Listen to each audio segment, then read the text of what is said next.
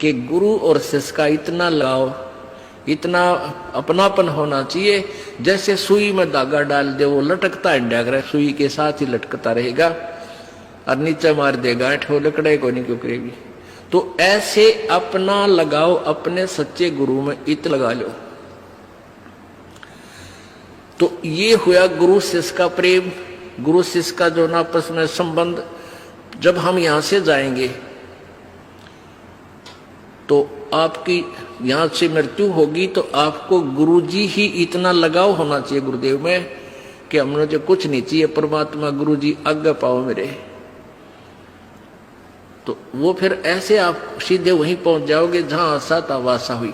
तो अब जैसे गुरु और शिष्य का ऐसे लगाव होना चाहिए जो सुई में डोरा रे, तो ऐसे कहा कि फिर शब्द गुरु चित चेला रे।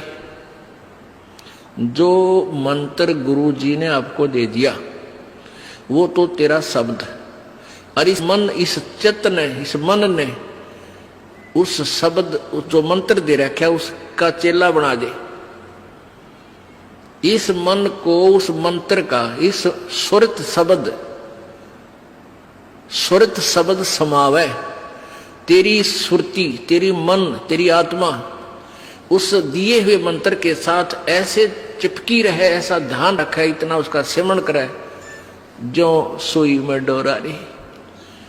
यानी ऐसे सुरत और शब्द इसको बोलते हैं। जो गुरुजी ने मंत्र आपको दिया है उसके साथ इस मन को इतना जोड़ दे जैसे गुरु और चेले का प्यार हो। तो अब कहते हैं सुर कहे कबीर सुनो भी साधो, अब शब्द गुरु चित चेला रे। गुरु और शिष्य का जो लगाव है ऐसा ही इस मन को इस मंत्र के साथ ऐसा लगाव लगा, यानी एक पल बीच न दूर ना हो दे। होले सुहागण सुरता चार मालिक गुर जाना है हेतु तो। होले सुहागण सुरता चार है तेरा सुन शिखर बरतार मालिक गिर जाना। ये सुबह आपको सुना दिया था, अब रह रहकर इसका विश्लेषण कर रहे हैं। अब नित्यानंद जी, ये तो कबीर जी का अमाणी जो आगे आपको सुनाई जा रही है। इससे पहले संतों शरण लाग के सुरत शब्द समाह, संख असंकों को से तेरे पिया का देश, और एक पलक में पाइए ले सतगुरु उपदेश। ये ठीक है कि एक पलक में पाइए ले सतगुरु उपदेश। अब 16 शंख कोश की दूरी पर सतलोक है पाताल लोक से, और पूरे संत से नाम लेने के बाद फिर देर नहीं लगे मालिक पाने की। लेकिन आपके अंदर आपके हृदय में ऐसी श्रद्धा मर्यादा अंतिम श्वास तक बनी रहे। सुन सनहरी सैल है गगन मंडल के मां, और प्रेम बिना पावे नहीं चाहे कोट समाधि ला।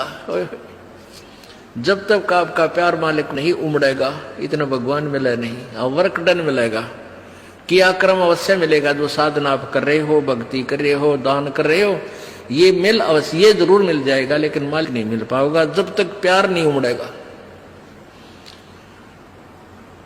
अब कैसे प्यार कैसे उमड़ेगा भाई? जैसे सूरज के आगे बदरा ऐसे कर्म छयारे।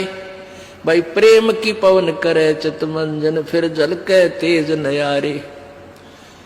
क्या बताते हैं परमेश्वर गरीबदास जी महाराज परमेश्वर को पाने की कैसी विधि बताते हैं कि जैसे सूरज के आगे बदरा ऐसे कर्म छयारे।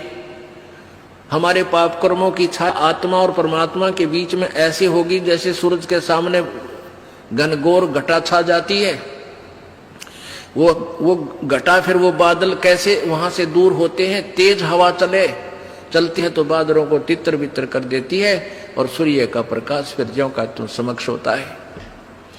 तो ऐसे कहते हैं कि हम आत्मा और परमात्मा के बीच में जो पाप कर्म रूपी जो बादल हैं उनको कैसे दूर फेंका जाए, कैसे छांटा जाए, कैसे खत्म किया जाए। जैसे सूरज के आगे बदरा ऐसे कर्म छयारे। प्रेम की पवन करे चितवंजन झलक तेज नयारे। प्रेम की पवन, इन पाप कर्मों को काटने का, इनके हटने का क्या लक्षण होता है। आपको यहाँ बुलाया जाता है, ज्ञान सुनाया जाता है, आप जी को मंत्र दिए जाते हैं, आप जी को प्रेरित करके आपके हाथों से 2 पैसे दान करवाए जाते हैं, दंडवत प्रणाम कराई जाती है। इस सब का उद्देश्य है कि आपका हृदय इतना विनम्र हो कि परमात्मा की चर्चा चल की आंखों से आंसू की धारा बह जा, दरिया बह निकले, चर्चा चले एकांत में बैठ के या कहीं चर्चा चले जाता की रह रह कर आंखों में आंसू आने लग जाएंगे। जब मालिक की चर्चा चलेगी तो समझो आपके पाप कर्मों के बादल कटन लाएंगे। जैसे सूरज के आगे बदरा ऐसे कर्म छयारे, ये प्रेम की पवन करे चितमंजन फिर झलक तेज नयारे। तो यहां नित्यानंद जी भी इसी का समर्थन कर रहे हैं। सुन सलैली गैल है गगन मंडल के मां, बिना प्रेम पावे नहीं चाहे करोड़ समाधि ला। और जब तक मालिक में प्यार नहीं होगा, उसकी चर्चा सुनते ही आत्मा में ये झड़ नहीं लगेगा आंसुओं का,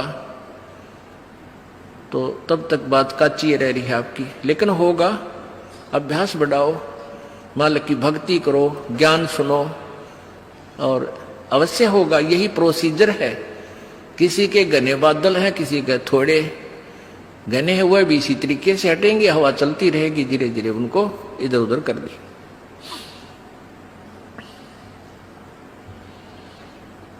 अब आपको बताया था कि जैसे नित्यानंद जी स्वर्ग सत्र के प्लेयर थे।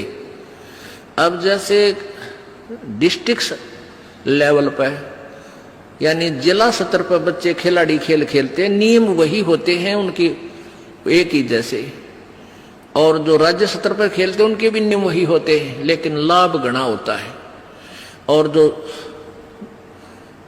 राष्ट्रीय स्तर पर खेलते हैं नियम उनके भी वही होते हैं, और जो इंटरनेशनल लेवल पर खेलते हैं नियम उनके भी वही होते हैं। तो नित्यानंद जी जो बता रहे हैं ये वही नियम वही है।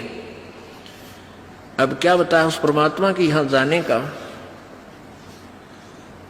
परमेश्वर क्या बताते हैं, होले सुहागण सुरता त्यार तुझे मालिक घर जाना है।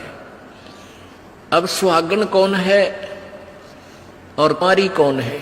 जिन आत्माओं को पूर्ण परमात्मा संत से प्रभु का नाम नहीं मिला तो वो तो कुंवारी है, और जिनको परमात्मा का नाम मिल गया उनकी सगाई होगी परमात्मा से, गुरु बिचौले ने उनकी सगाई करवा दी। अब जिनको परमात्मा का नाम मिल गया तो आपकी सगाई होगी उस मालिक से, पूर्ण परमात्मा से, और गुरु बिचौले ने आपका यू नाता जोड़ दिया। तो इसलिए कहा कि होले सुहागण सुरता त्यार, जो उपदेशी आत्माएं हैं वो सुहागण हैं, और जिन्हें नाम नहीं लिया है वो अभी कुंवारी है। और जो सुहागण होगी जिसकी सगाई हो जाएगी तो वह इंतजार वही आशा कर सकती है पिया के घर जाने की। कुंवारी का भी कोई ऊद सूद नहीं होती, लेकिन तरीका यही है पिया के घर जाने का, उनको भी सगाई करवानी पड़ेगी, नाम लेना पड़ेगा, गुरु बनाना पड़ेगा। तो उन सुहागन आत्माओं को, उपदेशी आत्माओं को परमात्मा कहते हैं होले सुहागण सुरता त्यार तन मालिक घर जाना है। अब तुझे वहां जाने का तेरा काम बन गया, यानी स्टार्ट हो गया ये प्रोसीजर। ब्याह भी होगा, सगाई हुई है तो ब्याह भी होगा, ब्याह होगा तो फिर सारा काम होगा, पति के घर भी जाएंगे। तो हम स्टार्ट कर चुके हैं, हमारा काम शुरू हो गया। फिर क्या बताते हैं, होली सुहागण सुरता त्यार तुझे मालिक घर जाना है, तेरा सुन शिखर बरतार। सुन शिखर यानी शिखर माने चोटी में, सुन माने सब जहां कोई और नहीं, केवल वही एक मालिक और उसका लोक है। सबसे टॉप मोस्ट प्लेस पे वहां तेरा पति, तेरा भरतार, तेरा मालिक है। सतलोक में सत्य पुरुष है। वहां क्या बताते हैं, रंग महल में रास बिलास अपार है, चलो सकी उस देश सुकंत हमार है। उस रंग महल में सारे ठाठ बाट हैं सतलोक के अंदर, और चलो सखी वहां अपना वो मालिक पति है, वो अपना कंत है, अपना प्रभु स्वामी मालिक है, उस लोक में चलो। नहले धोले ओढ़ पैर लेकर 16 सिंगार, आज नहीं ते तड़के परसों तेरे आवेंगे लनियार। अब नहाना क्या है, धोना क्या है, इस सत्संग रूपी दरिया में, गंगा में अपने अंतःकरण के मैल साफ करे। ओढ़ पैर ले, यहां क्या ओढ़ना है, क्या पहनना है, कौन से आभूषण है कि साधु जैसा भाव आपके अंतःकरण का दिखे, भक्ता के से लक्षण हो, ये तरह ओढ़ना है। और सील, संतोष, विवेक, दया भाव है, ये इस प्रकार के 16 तेरे आभूषण है जो एक जैसे लड़कियां वैसे ही उदाहरण देने पड़ते हैं उन्हीं के आधार से। लड़कियां शादी जब हो जाती है तो आभूषण पहनती हैं इसलिए कि तू अपने पति को अच्छी लगेगी। तो परमात्मा हमारा पति है, वो हम उसको कैसे अच्छे लगेंगे जब हमारे ये आभूषण होंगे, नम्रता होगी, दया होगी, शील, संतोष, विवेक से हम चलेंगे, किसी की आत्मा नहीं दुखावेंगे, हैं, दान धर्म करेंगे, सेवा करेंगे, तो तब उस मालिक को हम अच्छे लगेंगे, पसंद होंगे, तब वो हमें स्वीकार करेगा। और सुमन, ध्यान, भक्ति, ये पांचों यज्ञ करके अपनी कमाई करके अपना दहेज बना ले। फिर क्या बताते हैं, आज नहीं तो तड़के परसों, या अब तेरा कभी ना कभी जाने का समय अवश्य आएगा। तेरे साथ की कितनी जाली तू क्यों लारी वार, और गुड़िया खेलत न जन्म खो दिया लाया नहीं विचार। पहले हम बालक से थे, आजकल तो वो सारा छूट गया प्रोसीजर, तो मॉडर्न सिस्टम हो गया, बालक खेल भी गेला, कंप्यूटर तो खेल रहे हैं। पहले क्या था, हम छोटे छोटे बालक थे, उस समय जैसे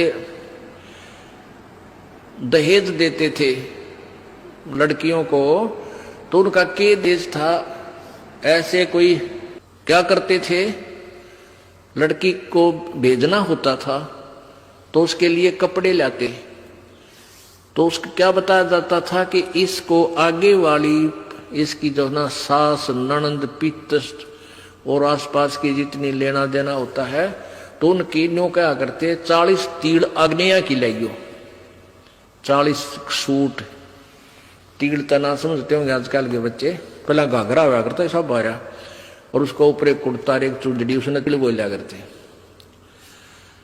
तो न्यों क्या करते, ये 40, और पहले दिखा करते उसको भेजने से पहले लड़की को, गांव की औरतें आती थी गीत गाती हुई, और वो देखा करती, ये 40 तगलियां की हैं, ये 20 पछलियां की हैं, ये फलानियां की हैं, ये छोरी के हैं, ये दूसरे ससुरे की हैं, तो ऐसे बताते थे। तो वो छोटी लड़कियां होती थी ना, छोटी छोटी, पहले स्कूल स्काल को जाता नहीं था, वो अपने टाइम पास करा करती, कहता गोबर बिटोड़ा करती ना, फिर वो छोटी होती तो क्या करती थी, वो छोटे छोटे टुकड़े कपड़े सिलने के बाद दर्जियों पास हो जाते थे, उन इकट्ठे कर लेती, और उनके ऐसी सतह बनता करके, और 40 तन्यारी गिड़कद गाल लेती, एक गठड़ी बांध कर उसमें, और 20 न्यारी धर लेती, न्यों का, और एक गुड़िया बना लेती, एक खिलौना बना लेती, एक गुड़िया सी खिलौने की स्त्री सी, और उस गुड़िया ने फिर गेलो गुड़िया ने बांध देती गिठड़ी में, ये इसकी तीड़ अगलियां की, ये पछलियां की,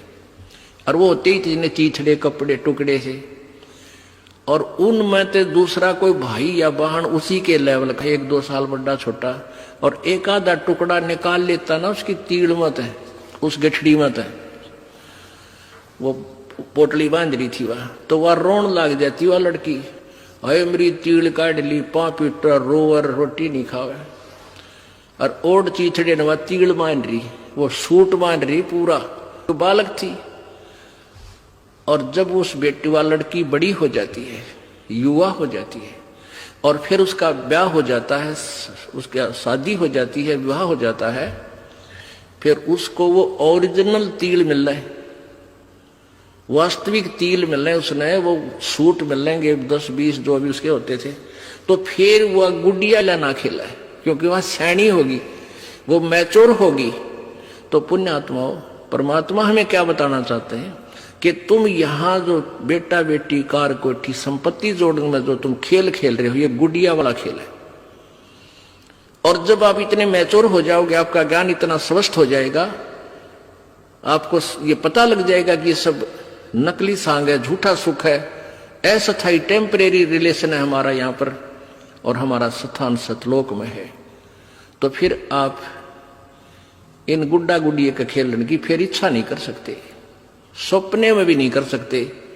अब जवान लड़की जब उसका ब्याह हो गया और उसके बाद वो ओरिजिनल सूट उसने मिले है, फिर उसने वह खेल कर दिखा दे गुडिया गिला, कदे नहीं खेल सकती।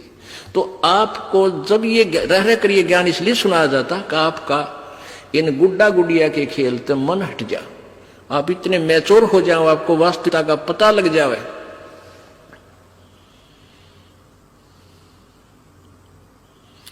तेरे साथ किए कितनी जाली, तू क्यों लारी वार, गुड़िया खेलत जन्म गवाया, लाया है नहीं विचार, मालिक के घर जाना है। कितने ते गुड़िया खेल खेल जन्म खो दिया अपना सारा, ये कार कोठी बेटा बेटियां की जोड़ तोड़ में लगा रहा। अब उस सच्चाई से परिचित हो, फिर पुनः इन गुड़िया से नहीं खेलेंगे। अब तो चलो हैं, अब का जावे कहाँ, फिर भक्ति से ज्ञान से और कुछ ही समय दिनों में ऐसा समाधान आपका प्रभु कर देगा। बालक बच्चे भी आपके भगवान से डरने वाले, महात्मा की भक्ति करने वाले होंगे, और कुछ दिनों में आपको फ्री कर देगा प्रभु। अब भक्ति करें, बच्चे इतने बुद्धिमान समझदार हो जाएंगे, भगवान से डरने वाले होंगे कि अभी माता पिता ने अपना पूरा काम कर दिया, अभी इनको डिस्टर्ब ना करो। और वो परमात्मा विश्वास करने वाले होंगे कि भी हमारा किया हमें मालिक जरूर देगा। तो इस प्रकार आपको फिर यहां से निकालने का एक सुअवसर परमात्मा देगा, और तभी आपका मोक्ष संभव है। तो ये परमात्मा ही करवाएगा, अपने इसके चरणों में पड़ा रहना है। कैसे? द्वार धनी के पड़ा रहे, धक्के धनी के खावे, 100 काल चकजोल ही पर द्वार छोड़ ना जावे। इसका यही तरीका फार्मूला बताया है कि अपने सच्चे सतगुरु के द्वार से दूर नहीं हो जा। चाहे कितना झटके पटके काल दे, आपको छोटी मोटी हानि भी होती दी होने दे, कोई वो भी मालिक की रजा है, उसमें आपके ना ही होने में आपका हित होगा, ये सत्य मान लेना। तो फिर आपने हर पहलू को अपनाना होगा कि राज्य क्रमता राम की रजा धरे जो शीस, दास गरीब दरस पर तिन बैठे जगदीश। कच्चा हीरा कृच हुए नहीं सह गण भार, और ऐसा मन ये हो रहा वहां लिख ले करता रहे। एक हीरे की परख करने का क्या तरीका बताया है? एहरन के ऊपर एक लोहे का ऐसा थंब बसा हुआ धरती में गाड़ रखा, इतना ऊपर, वो 8 बाई 8 इंच चौड़ा उसका ऊपर का सरफेस होता है, और ऊपर तक घन इतना बारा 2 दड़ी पक्के का लोहे का डंडे में पर, और उसको न्यू मारा करें। एहरन के ऊपर लोहे के उस एहरन पर रखकर लोहे के उस पटड़े से पर हीरा रख दिया जाता है, और ऊपर से घन ठोका जाता है, और हीरे का निशान भी नहीं होता, वो पक्का है। और जब वो कच्चा है तो क्रच हो जाएगा, उसमें निशान पड़ जाएगा, टूट फूट जाएगा। तो कहते परमात्मा तुम्हारा वहां ऐसे परीक्षा लेगा, आपको यहां से पार करने के लिए ऐसे घण मार के देखेगा। कच्चा हीरा कर्च हुए, नहीं सह घण भार, नहीं सह घण मार, और ऐसा मन यू हो रहे जहां फिर लेखा ले करता रहे। तो परमात्मा बताते हैं कि समझा है तो सर दर पाओ, बहुर नहीं रे ऐसा दाओ। बोलो सतगुरुदेव।